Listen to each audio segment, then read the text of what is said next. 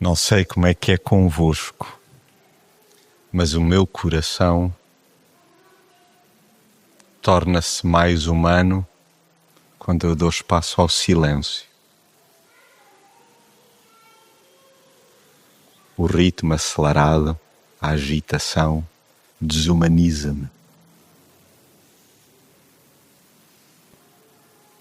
Torna-me mais frio, mais analítico, mais pragmático. De resposta pronta, pouco aberto a perguntas. E este espaço assim faz-me bem. O meu coração clama por silêncio.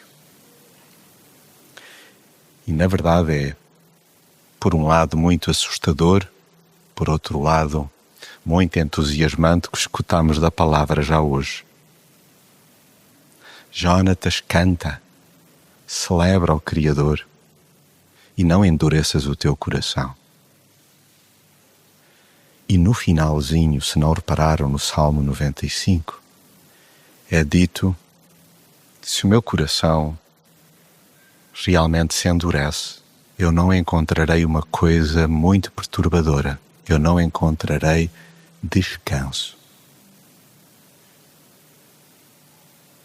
Eu sei que é pesado, mas a punição é a ausência de descanso. E como nós precisamos de descanso nos tempos que correm, não precisamos. Precisamos de colo, precisamos de conforto, precisamos desta noção de que pertencemos. E para isso é mesmo muito importante que nós não fechemos, não endureçamos o nosso coração. Antes de entrar em concreto na temática de hoje, que é o coração humano assemelha-se a uma pedreira, eu gostaria só de, em antevisão, vos propor para que possamos entusiasmar-nos mutuamente e até convidar outros à reflexão. O coração humano é uma autêntica caixinha de surpresas, podendo achar-se nele, no nosso coração, algo virtuoso ou disparatadamente desconcertante. Lembram-se do que cantámos já hoje? Senhor, se tu espreitares o meu coração, tu não vais encontrar lá algo bom. E isto é desconcertante. Há no nosso coração a imponência de uma pedreira, de onde no meio de calhaus é possível extrair mármore de qualidade superior. No meio de tanta pedra, no meio de tantas dificuldades, no meio de tantas pedras na minha e na tua vida, o Senhor tem o condão, tem a capacidade de poder sacar de lá uma pedra belíssima, ímpar, de valor extraordinário. No próximo domingo, nem de propósito, e apresento-vos a antevisão do que vai ser a nossa caminhada ao longo deste mês, o nosso coração também se pode equiparar a uma cisterna, a um poço escuro, aparentemente sem fundo. Contudo, é no profundo, para lá até daquilo que se pensa ser um poço seco, que a água pode brotar. E nós vamos dar-nos conta disso no próximo domingo. No terceiro domingo, a comparação que iremos fazer é com um jardim, porque é aceitável que nós possamos comparar o nosso coração com um jardim. Pois se por um lado ele pode estar tão desarranjado que o que salta à vista são silvas e ervas daninhas, noutra perspectiva, até entre os espinhos despontam rosas deslumbrantes. E o nosso coração é como um jardim. Às vezes parece um amontoado de silvas, só cardos, não há nada que se salve ali, só vemos espinhos. E eis que, para espanto nosso, há rosas que brotam ao lado dos espinhos.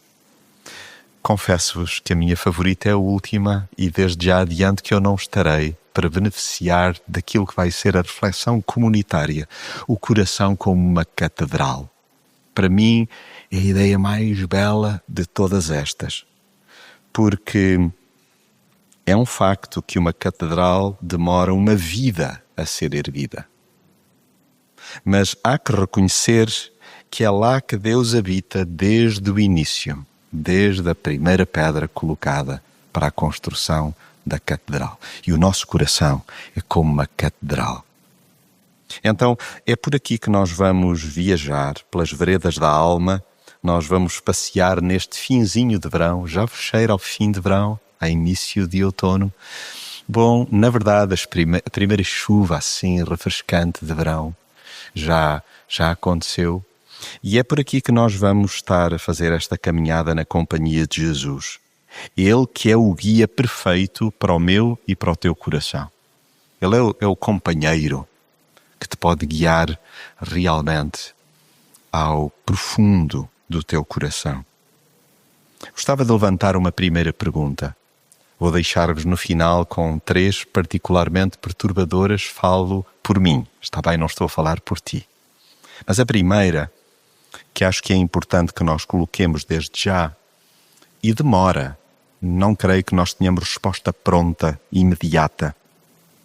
Será que o meu coração neste instante é de pedra, frio e impenetrável? Não nos precipitemos na resposta, porque o mais fácil será dizer sim ou não, de forma intempestiva. Será que eu fui acumulando calhaus sobre calhaus no meu íntimo?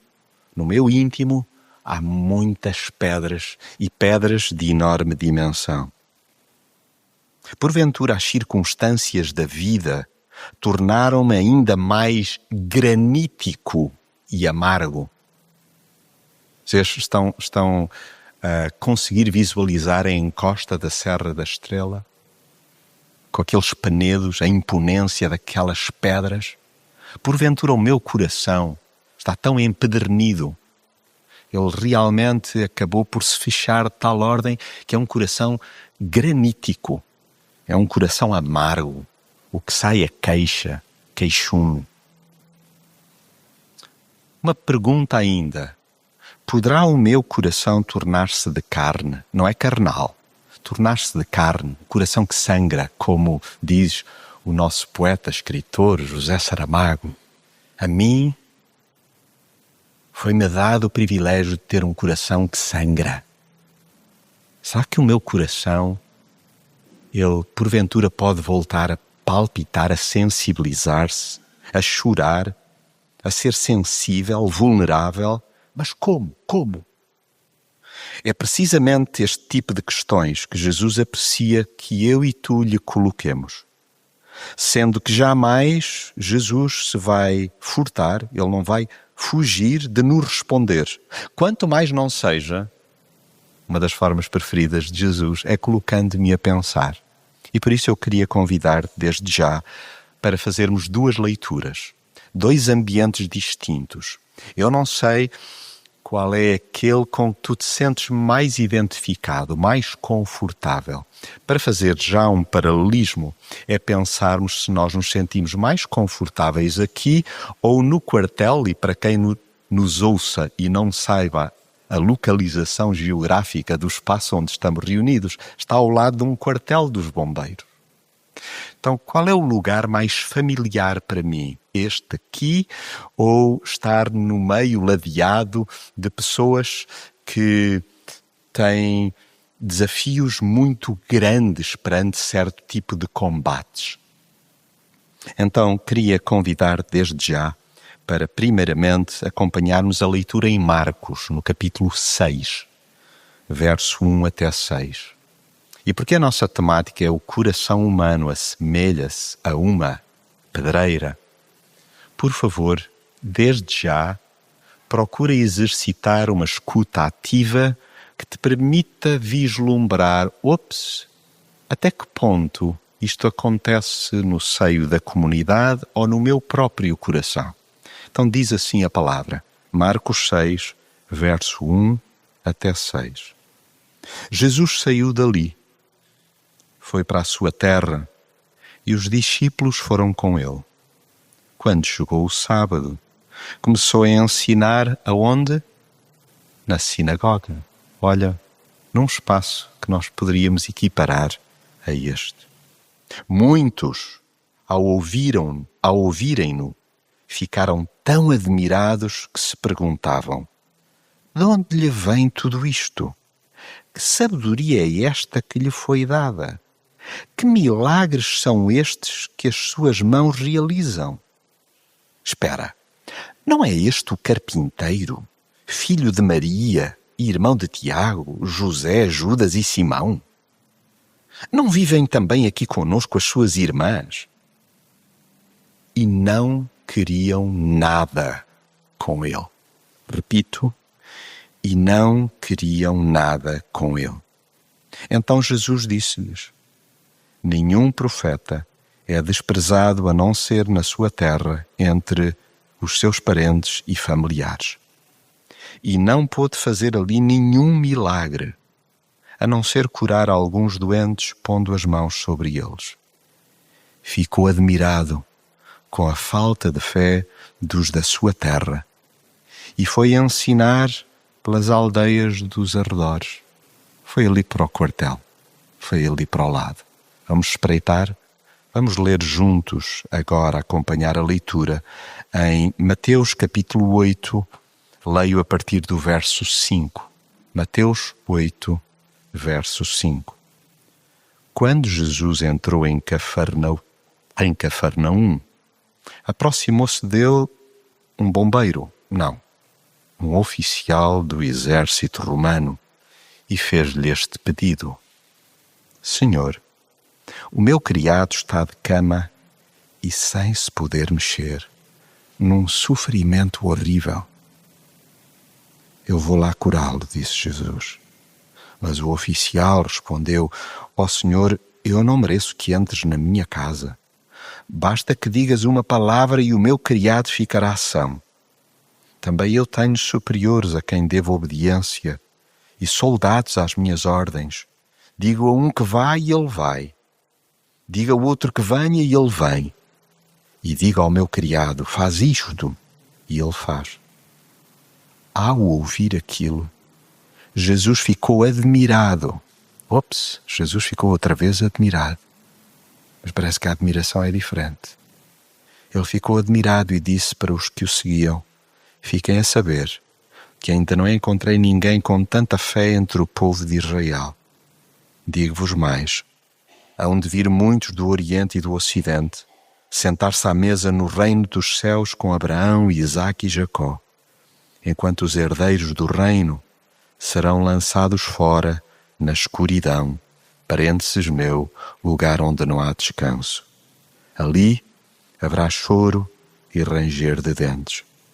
Em seguida, Jesus disse ao oficial, ao comandante do quartel: podes ir, seja como acreditaste. E naquela mesma hora, o doente ficou curado. Por mim ficava já aqui. Eu acho que já captamos todos a lição sobre a importância de um coração como oramos hoje. Desde já vos estimulo a adotarmos a oração que nos foi proposta hoje. Senhor, dá-me um coração puro e simples. Chega. Para esta semana chega. É o meu único pedido, Senhor. Um coração puro e simples. Jesus não se livrou de comentários desdenhosos, inclusive oriundos de pessoas que o conheciam bem desde a sua infância. E estou a reportar-me àquele contexto de Marcos, lá no capítulo 6. Há pessoas a quem a familiaridade rouba o discernimento, porque de tão à vontadinha se sentirem, descambam em apreciações despropositadas e preconceituosas. Pergunto: porventura sinto-me eu tão à vontadinha com Jesus, que é tu cá, tu lá, e eu teço comentários que não são profundos, são supérfluos, mas estou bloqueado, o meu coração está fechado àquilo que porventura Ele deseja fazer na minha vida? Será que a minha postura é a minha postura que está a fechar-se a que Jesus realize milagres, uma ação sobrenatural, uma mudança, uma transformação? Nem todos os que admiram o ensino de Jesus suportam a simplicidade do seu trajeto. O trajeto de Jesus é muito simples. Nós podemos até ficar espantados com a sua sabedoria, mas somos incapazes de nos submeter a alguém que, sendo Deus, viveu como um comum mortal. Jesus ensina-me a relacionar-me com o outro de uma forma simples. O meio religioso é até capaz de recordar o artesão, o carpinteiro, que trabalhou madeira sem se aperceber que ele restaura corações. Não é este o filho do carpinteiro? Nós conhecemos-lo de gingeira, nós conhecemos-lo há tanto tempo. Os irmãos, as irmãs, onde é que ele faz estas coisas?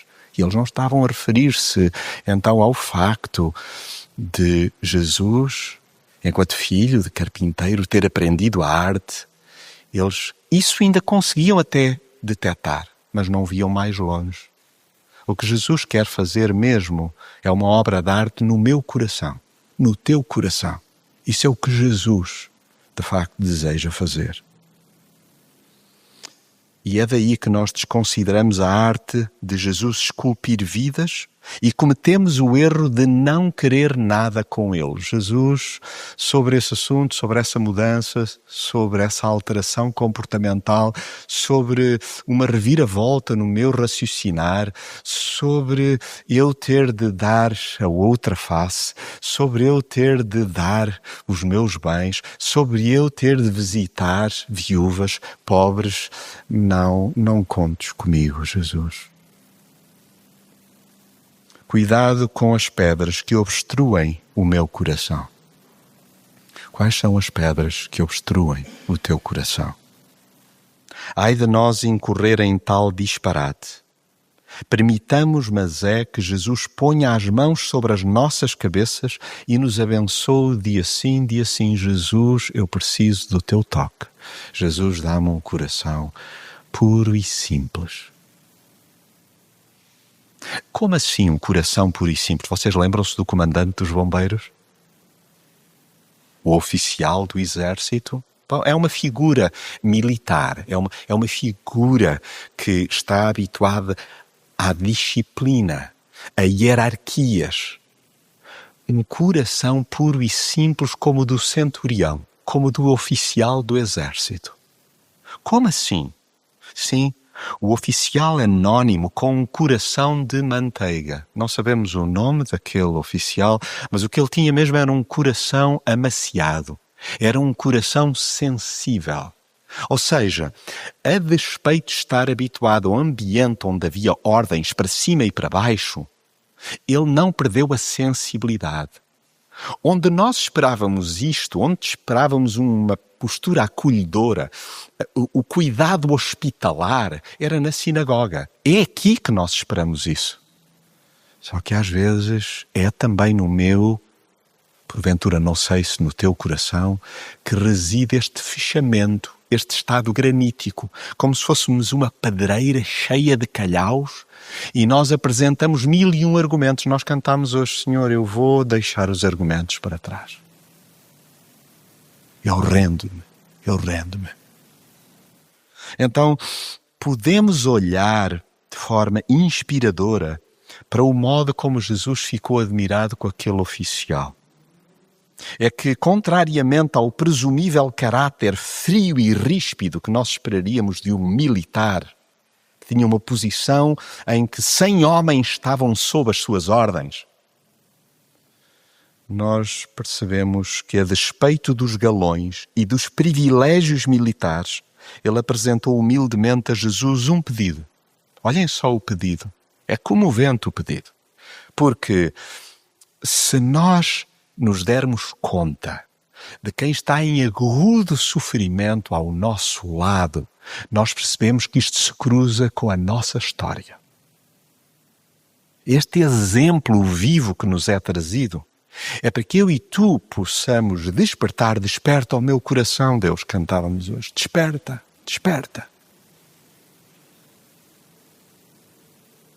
para que nós possamos ver quem? Um terceiro, ainda por cima de veras improvável. Nós estamos a falar de alguém com visibilidade, com respeitabilidade, quanto mais não fosse pelo exercício imponente da sua atividade, e que se sensibiliza pelo filho, pelo pai, não é por um criado. O seu íntimo condoeu-se com o sofrimento atroz de um criado seu. Um criado seu. À época, o criado não tinha direitos. Era propriedade. E ele diz, o meu criado está a sofrer. Eu preciso tanto que tu visites o meu criado. Eu não vejo ponta de insensibilidade neste homem. E eu necessito de um coração, olhem, sim, igual ao de Jesus, eu já me contentava com um coração igual ao do centurião. Surpreendido pela pronta generosidade de Jesus, o militar expressou de imediato não ser digno da visita íntima de Jesus, provavelmente ciente das muitas pedras alojadas no seu próprio coração. Eu não sou merecedor. Eu não sou digno que entres na minha casa. E eu creio que cada um de nós, de uma forma autêntica, pode dizer ao Senhor, eu não sou digno e tu queres pousar em mim. Tu queres vir à minha casa. Esta é a visita à pedreira. O coração humano é uma pedreira. E Jesus quer fazer morada lá. A dor, ao invés de barrar o coração, expandiu o coração. Eu não sei como é que é contigo, mas há alturas em que dói tanto que nós fechamos-nos ainda mais. A dor deste homem, a dor vivida, o sofrimento por ver o estado do seu criado, expandiu o seu coração. O sofrimento, além de ser um megafone de Deus, esta extraordinária metáfora de C.S. Lewis, o coração, aliás, o sofrimento, além de ser o megafone de Deus, tem o condão de poder estilhaçar todo e qualquer endurecimento interior. Eu sei, eu e tu já passámos por experiências semelhantes, conhecemos até pessoas que estão muito sofridas na sucessão de dores e que se fecham ainda mais. Mas a dor e o sofrimento, Deus tem a capacidade, o poder, o mistério de fazer um milagre e estilhaçar qualquer endurecimento interior. Eu reconheço na minha vida, foi no tempo de dor que melhor substância fui para poder ser moldado na dor. Assim eu permita, e por que não tu também, que o Senhor trabalhe na tua dor. E olhem um grande exercício. Qual é a minha dor? Quais são os meus vazios? Qual é o meu sofrimento neste instante? Eu quero balbuciá-lo, sussurrá-lo a Jesus. Ao centurião, bastou-lhe a voz imperativa e compassiva de Jesus, dirigida ao seu lar. Isso bastou. E ele regressou. Olha, ele confiou. A mim e a ti, o que falta? O que é necessário? Porque estamos a treinar não ser diretivos e permitir que o Espírito fale a cada um e cada um possa aplicar ao seu coração. Gostaria de deixar com 3 perguntas para um tempo de quietude, introspeção, um tempo de pausa, eventualmente para levar até para casa. A primeira pergunta: o meu coração é semelhante a uma pedreira por se ter tornado um depósito de pedras de incredulidade? Estou a lembrar-me do ambiente na sinagoga. Lembra-se o ambiente na sinagoga, os comentários, o espanto por Jesus estar a fazer aquilo, mas o que foram levantados foram argumentos e desconsiderações, uma minimização da ação de Jesus. Portanto, a pergunta é: o meu coração é semelhante a uma pedreira por se ter tornado um depósito de pedras de incredulidade? Há pedras de incredulidade na minha e na tua vida? Segundo paralelismo, porque o nosso coração pode parecer uma pedreira por outras razões. A segunda: o meu coração é uma pedreira abandonada. Há muitas pedreiras abandonadas também no nosso país. O meu coração é uma pedreira abandonada por não permitir que Deus escave a minha história e a reconstrua? Será que há um amontoado de pedras? Eu não percebo nada do que é que está a acontecer na minha vida. Parece que a minha vida foi arrasada, foi dizimada. E eu creio que Deus está distraído, ausente ou me abandonou. E, no entanto, Ele passeia no meu coração e Ele está ansioso por reconstruir. Porventura, o meu coração é uma pedreira abandonada por não permitir que Deus escave a minha história. E sabem que, quando colocamos a questão assim, o grande obstáculo não é Deus, somos nós que permitimos ou não que Ele nos ajude a escavar a nossa história. De onde é que vem tanta dor? De onde é que vem tanto antagonismo? De onde é que vem tanta incredulidade? Porque é que eu estou sempre a resmungar? Porque é que, porventura, eu parece que estou sempre em combate com Deus? A última pergunta: o meu coração é uma pedreira porque entrego a Jesus os calhaus que me vão surgindo na vida e Ele trata de a restaurar por inteiro? Senhor, as pedras, os obstáculos, os penedos, as rochas, os calhaus são teus. Reconstrói, Senhor. Reconstrói, Senhor. Ficamos os próximos momentos em oração, em conversa com Deus,